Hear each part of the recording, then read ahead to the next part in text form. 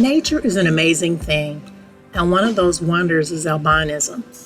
Albinism is a rare genetic disorder where you aren't born with the usual amount of melanin pigment. This can occur in animals and plants. Let's start by examining the impact of albinism in humans, including the human rights issues that have historically and currently plagued individuals with this rare condition. Persecution of people with albinism, sometimes abbreviated PWA, is based on the belief that certain body parts of albinistic people can transmit magical powers. Such superstition is present especially in some parts of the African Great Lakes region. It has been promulgated and exploited by witch doctors and others who use such body parts as ingredients in rituals, concoctions and potions with the claim that their magic will bring prosperity to the user, muti or medicine murder. As a result, people with albinism have been persecuted, killed and dismembered, and graves of albinos dug up and desecrated. At the same time, people with albinism have also been ostracized and even killed for exactly the opposite reason, because they are presumed to be cursed and bring bad luck. The persecutions of people with albinism take place mostly in sub-Saharan African communities, especially among East Africans. Albinism is a genetically inherited condition which is very rare and, worldwide, affects approximately 1 in 20,000 people. Although rare in the Western world, albinism is quite common in sub-Saharan Africa, likely as a result of consanguinity. Both parents, who may or may not be albinos themselves, must carry the gene if it is to be passed on to the child. Albinism occurs in both males and females and is not specific to any race or ethnic group. Statistics show that 50% of albinistic people in Tanzania have a known albinistic relative, although very few understand or are educated about the medical and genetic causes of this condition. Many believe it is a punishment from God or bad luck, and that their disease could be contagious, which is often the view of even members of the medical and professional community.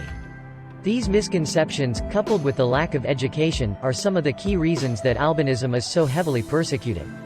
This lack of knowledge about people with albinism means that folk tales and superstition in the name of witchcraft take the place of medical and scientific facts in the minds of many native Africans, with and without albinism, which in turn has major effects on the social integration of albinistic people into African society.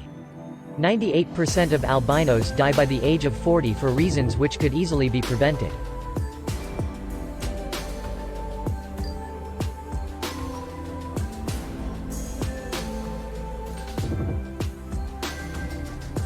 A report was released on 1 April 2014 by the Dar es Salaam, Tanzania, office of the Canadian charity Under the Same Sun.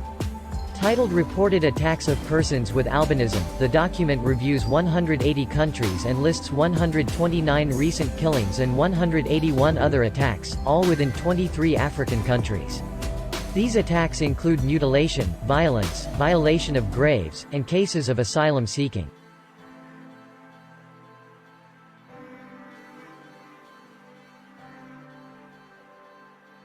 In Tanzania, albinos represent 1 in every 1429 births, a much higher rate than in any other nation. According to Al-Shai Maa Gir, an albino member of parliament, there are 6,977 officially registered albinos in Tanzania. However, it is believed that there may be up to 17,000 undocumented. A number of albinos have migrated to the Dar es Salaam area, as they feel safer in an urban setting. Tanzania is thought to have the largest population of albinos in Africa. Albinos are especially persecuted in Shinyanga and Mwanza, where witch doctors have promoted a belief in the potential magical and superstitious properties of albinos' body parts. There are further issues which arise when there is lack of education about albinism. Fathers often suspect the mother of the albino child of infidelity with a white man or that the child is the ghost of a European colonist. This can cause immense strain on families and relationships. An albino child is often seen as a bad omen and treated as unwanted. Many albino babies become victims of infanticide due to these superstitious views. After 2015, when Tanzania enacted tougher steps against violence against albinos, Malawi has seen a steep upsurge in killings, with 18 reported killings since November 2014, and the likely toll being higher because of missing persons and unreported murders. President Peter Mutharika has formed a committee to study the situation. Additionally, Malawi has faced an immense amount of graves belonging to albino people being robbed in more recent history. In 2017, police found at least 39 cases of illegal removals of the bodies of albino people from their graves or having body parts removed from their corpses.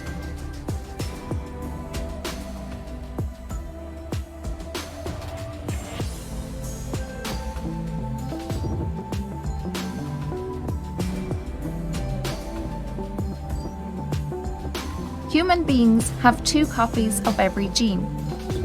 We inherit 1 copy from our mother and 1 from our father. We all carry between 6 to 7 recessive, non-working genes, but we are healthy because the other copy of the gene compensates. This only becomes a problem where partners carry copies of the same non-working gene. If both parents carry the same non-working gene and both pass on the non-working copy to a child, the child will have no working gene to compensate. In this case, the child will be affected by an autosomal recessive disorder. In this example, Anne and John are perfectly healthy, but each carries a copy of the same non-working gene. Both are healthy because the normal working copy of the gene compensates. However, when it comes to having children, if Anne and John both pass a copy of this non-working gene onto a child, the child will inherit 2 non-working copies of the gene. As they will have no normal working copy to compensate, the child will be affected by the disorder. The risk of this happening to every pregnancy to this couple is 1 in 4. If Anne passed on the non-working gene and John the normal working gene copy, then the child will be a healthy carrier, just like its parents. The opposite could also happen, with John passing on the non-working gene and Anne the normal working copy, and again the baby would be healthy. If Anne and John both pass on the working copy of the gene, the child will be healthy and won't even be a carrier. So as you can see, parents who are both carriers of the same recessive gene have a 3 in 4 chance of having a healthy child with each pregnancy.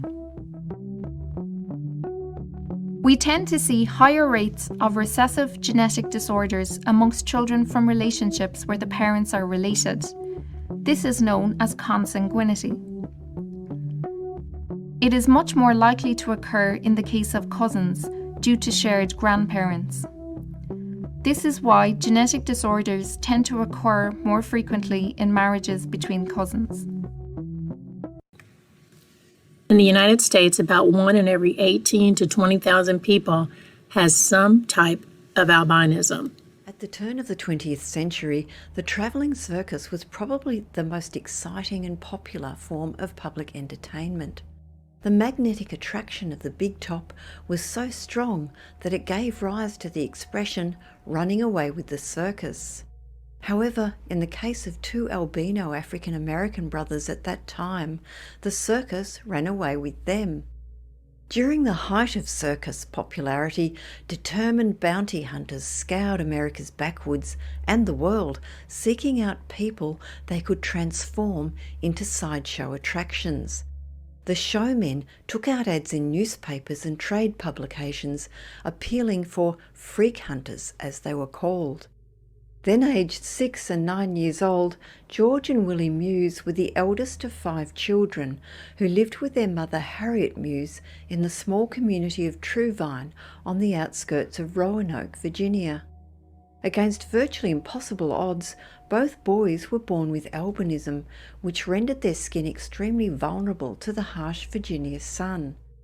In addition, both also bore a condition called nystagmus, which often occurs with albinism and weakens vision. The boys had started squinting in response to light from such a young age that, even as children, they had developed permanent furrows in their foreheads. Willie Muse was later to describe Shelton as a dirty, rotten scumbag who displayed a huge indifference towards the brothers on a personal level. The boys were not even allowed to go to school or learn to read. Shelton actually knew so little about them that when he handed the Muse brothers a banjo, saxophone and ukulele as photo props, he was shocked to realise that they could not only play all of the instruments, but that Willie was able to replicate any song after hearing it just once. The Muse brothers' musical talents brought them even more popularity, and in cities across the country their fame grew. Soon Shelton was to strike a deal with circus owner L.G. Barnes to install the brothers as a sideshow in an agreement that rendered the young men modern-day slaves hidden in plain sight. The way Barnes saw it was that he made the boys a paying proposition, whereby they could bring in as much as $32,000 a day, but were paid barely enough to survive on. Behind the curtain, the youths would be crying out for their family, only to be told to be quiet as their mother was deceased and there was no use even asking about her. In 1922, Shelton transferred the Muse brothers to the Ringling Brothers Circus, attracted by a more lucrative deal. He shaped their blonde hair into sculptural locks that emerged dramatically from the tops of their heads and dressed them in colourful, unusual garments, claiming the men had been found in the wreckage of a spaceship in the Mojave Desert. Meanwhile, Harriet Muse had exhausted every resource trying to locate her sons, but local prejudice was so rife that no law enforcement official took her seriously. Even the Humane Society of Virginia disregarded her pleas for help. She still had another son and 2 daughters to care for, and eventually moved into Roanoke for better pay as a maid. However, over those years, neither she nor her missing sons lost faith in their belief that they would be reunited. In 1927, when Harriet Muse heard that the circus was in town, she claimed to see in a dream that her sons were in Roanoke.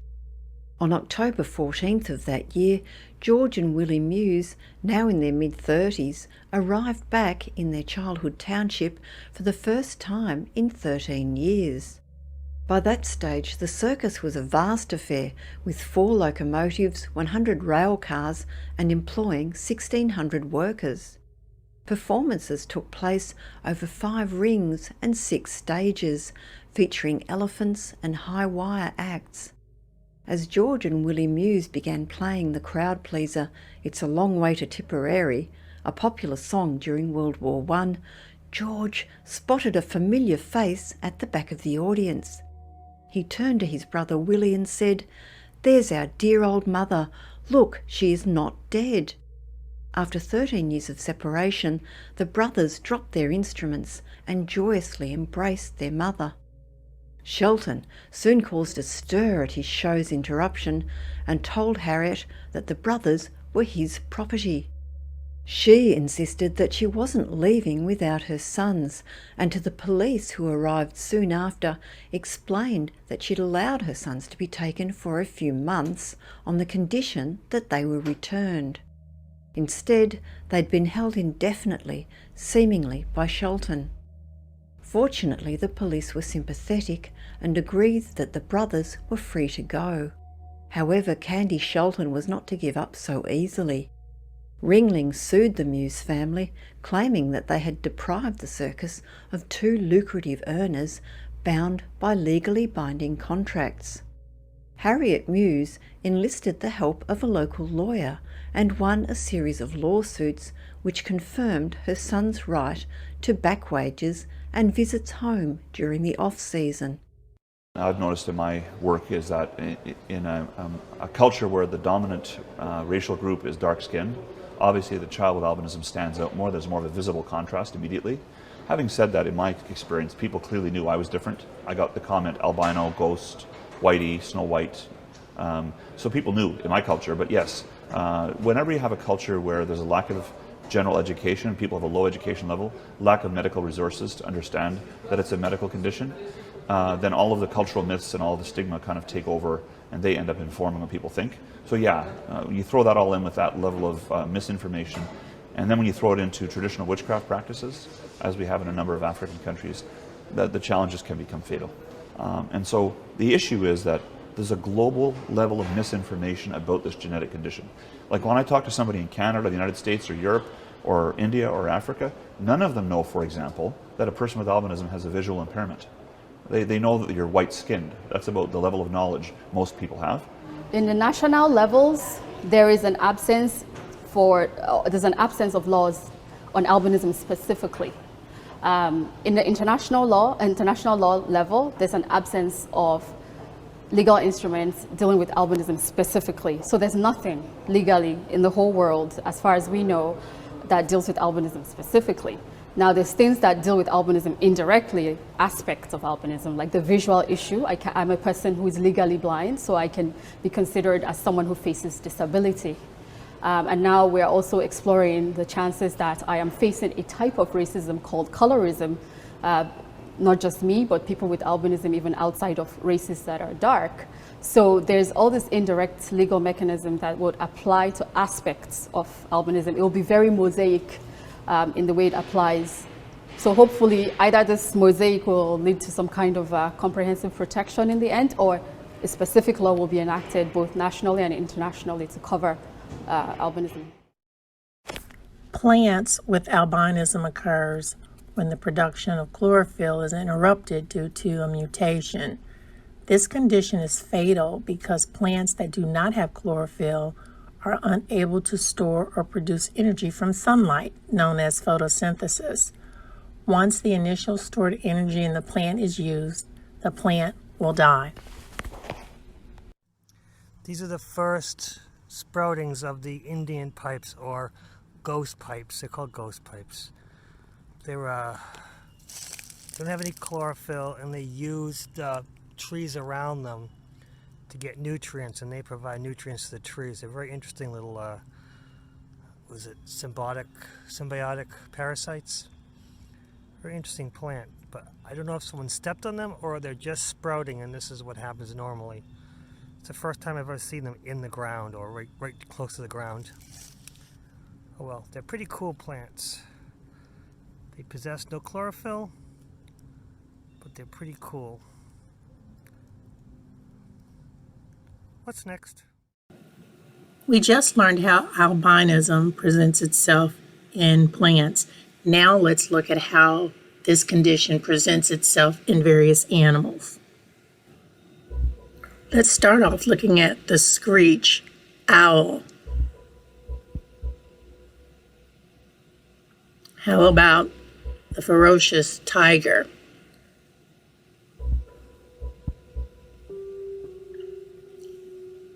Bet you don't want to meet this skunk on the street and pet him. The snake, I think we all run from those, irrespective of color. How about the echidna, or anteater?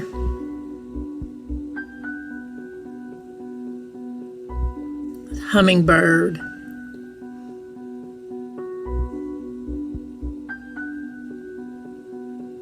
The zebra.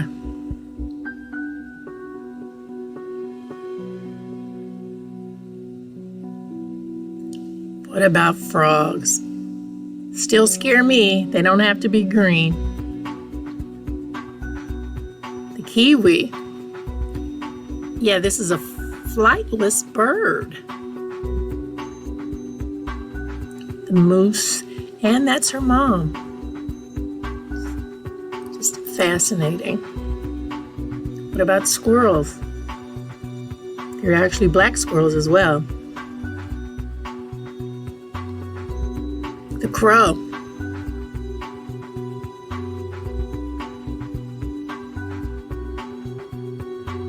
The hedgehog.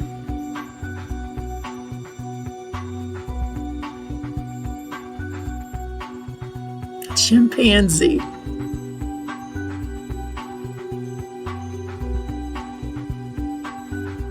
Humpback whale.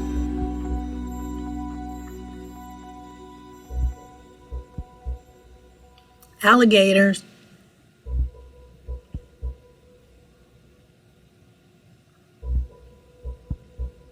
The deer and her fawn.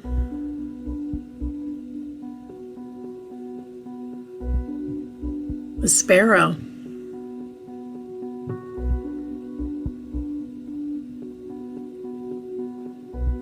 Penguin.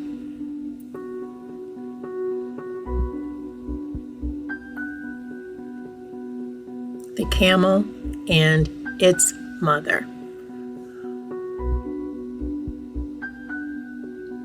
Raccoon.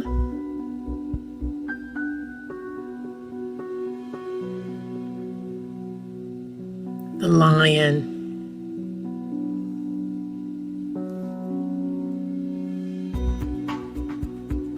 The peacock. This is the showstopper. Absolutely fabulous. Kangaroo.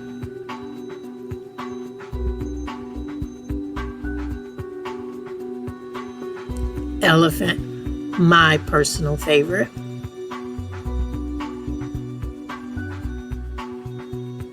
Koala.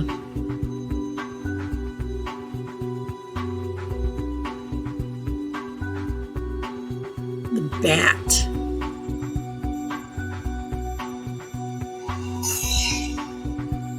And sea turtle. Let's learn more about these sea turtles.